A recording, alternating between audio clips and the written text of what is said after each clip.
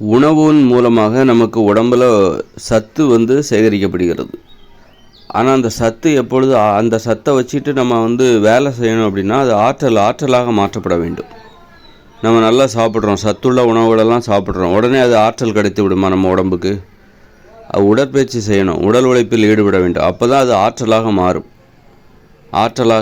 அது ஒரு வேலை செய்வதற்கான ஆற்றலாக நம்ம மாறும்.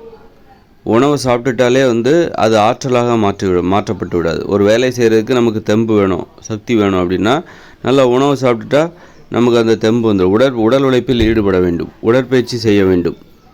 அப்போ தான் அது ஆற்றலாக மாற்றப்படும். அந்த ஆற்றலை வைத்து தான் நம்ம வேலையை செய்ய முடியும். அதனால் வெறும் சாப்பிட்டுட்டு மட்டுமே இருக்கிறோம், உடல் உழைப்பில் ஈடுபடுவதே இல்லை, உடற்பயிற்சியில் ஈடுபடுவதே இல்லை. அப்போது அந்த உடம்பை வச்சுக்கிட்டு நம்ம எந்த வேலையும் செய்ய முடியும். வெறும் சாப்பாடு மட்டுமே சாப்பிட்டுட்டு எந்த உடற்பயிற்சியும் செய்கிறதில்ல, உடல் உழைப்பில் ஈடுபடுவதில்லை. அப்படிப்பட்ட உடம்பை வச்சுக்கிட்டு எந்த வேலையும் செய்ய முடியாது. அப்போது ஒரு வேலை செய்யணும் அப்படின்னா நம்ம சாப்பிட்றோம், நிறைய சாப்பிட்றோம், உணவு சத்து உடம்பில் நிறைய இருக்குது, நிறைய சேகரிக்கப்பட்டிருக்கிறது. அந்த சத்தை ஆற்றலாக மாற்ற வேண்டும். வேலை செய்வதற்கு உழைப்பதற்கு தேவையான ஆற்றலாக மாற்ற வேண்டும் என்றால் உடல் உழைப்பில் ஈடுபட வேண்டும். உடல் உழைப்பில் ஈடுபடும் பொழுது அது ஆற்றலாக உடல் உழைப்புக்கான அந்த எரிபொருள், அந்த ஆற்றல் அதுவாக மாற்றப்படுகிறது. அது நிறைய பேர் என்ன பண்ணுறாங்க, நேரத்தில் சாப்பிட்றாங்க, ஆனால் உடல் உழைப்பில் ஈடுபடுவதே இல்லை. உடல் உழைப்பில் உடற்பயிற்சி எதுவும் செய்வதே இல்லை. ஆனால் சத்துள்ள உணவுகள் நிறைய சாப்பிடுவாங்க, ஆனால் அவங்களால உடற்பயிற்சி எதுவும் செய்ய மாட்டாங்க, உடல் உழைப்பில் ஈடுபட மாட்டாங்க.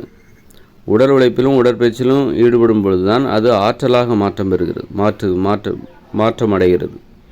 இல்லைன்னா அது வெறும் கொழுப்பாகவும் அல்லது வெறும் தசையாகவும் தசையாகவும் தான் இருக்கும். அதை வச்சுக்கிட்டு எதுவுமே செய்ய முடியாது, சின்ன வேலையை கூட செய்ய முடியாது, மூச்சு வாங்கும். அப்போ தொடர்ந்து அந்த வேலையை செய்யும்போது தான் அது ஆற்றலாக மாற்றம் பெறும். அந்த நிறைய சாப்பிட்டதுனால ஏற்பட்ட அந்த சத்து அது நமக்கு பயன் தரும். உடல் உழைப்பில் ஈடுபட வேண்டும், உடற்பயிற்சியில் செய்ய வேண்டும். அப்போ தான் அது ஆற்றலாக மாற்றப்பெறும். அதனால் என்ன தான் சாப்பிட்டாலும் எனக்கு சோர்வாகவே இருக்குது, ஒரு ஊக்கமே வரமாட்டேங்குது, உற்சாகமே வரமாட்டேங்குது, சோம்பலாகவே இருக்குது அப்படின்னா அது காரணம் உடம்பில் வலி இல்லை. உடல் உழைப்பினால் உடற்பயிற்சினால் ஏற்படுகிற வலி உடம்பில் இல்லை அப்படின்னு அர்த்தம். அதனால் நிறைய சாப்பிட்டா மட்டும் போகாது.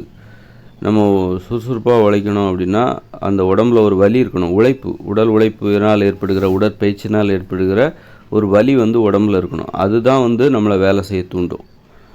அதனால் ஒரு சாப்பிட்டா மட்டும் போதாது, தானாக அது எதுவும் தூண்டப்பட வேண்டும். தூண்டுதல், உழைப்பை தூண்டும். உழைப்பை தூண்டுகிற ஆயுதம் எதுனாக்கா, கருவி எதுனா உழைப்பு தான் உழைப்பை தூண்டும். ஒரு உழைப்பு இன்னொரு உழைப்பை தூண்டும். அந்த மாதிரி தான் ஒரு சின்ன உழைப்பு ஒரு அடுத்த உழைப்பை தூண்டும். அடுத்து என்ன செய்யணுங்கிறத அந்த சிந்தனையை தூண்டும். அப்போ அடுத்தால ஒரு உழைப்பை நம்ம செய்யும்போது அதுக்கு அடுத்தால நாம் என்ன உழைக்கணும் அப்படிங்கிறத தூண்டும். இப்படி இதுதான் ஒரு பொறி தான், ஒரு காட்டு தீ தான். ஒரு சின்னதாக பற்ற வச்சுட்டா அந்த காடே பற்றிக்கிட்டே இருக்குது அடுத்தடுத்து. அது மாதிரி தான் திரியை பற்ற வைக்கும்போது அது தொடர்ந்து எப்படி எரிஞ்சிக்கிட்டே போகுது. அது மாதிரி தான் உழைப்பு தான் உழைப்பையும் தூண்டும். அதனால் உழைப்பதற்கான வழி. உழைப்பின் வழியாகத்தான் உழைப்பில் நீங்கள் பயணிக்க முடியும். உழைக்கணும்னா உழைக்கணும், அவ்வளோதான். உழைக்கணும்னா சுறுசுறுப்பாக உழைக்கணும்னு நினைக்கிறீங்களா, அப்போ நீங்கள் உழைக்க ஆரம்பிச்சிருங்க. அது உடற்பயிற்சி செய்ய ஆரம்பிச்சிருங்க, உடல் உழைக்க ஆரம்பிச்சிருங்க. அது உங்களுக்கு அடுத்தடுத்து என்ன உழைக்கணுங்கிறத சொல்லி கொடுத்துரும். சும்மாவே இருக்கும்போது நீங்கள் என்ன செய்கிறீங்களோ அதுதான் தொடர்ந்து கொண்டே இருக்கும். நீங்கள் சும்மா இருந்தீங்கன்னா அடுத்தடுத்து சும்மா தான் இருக்க தோணும்.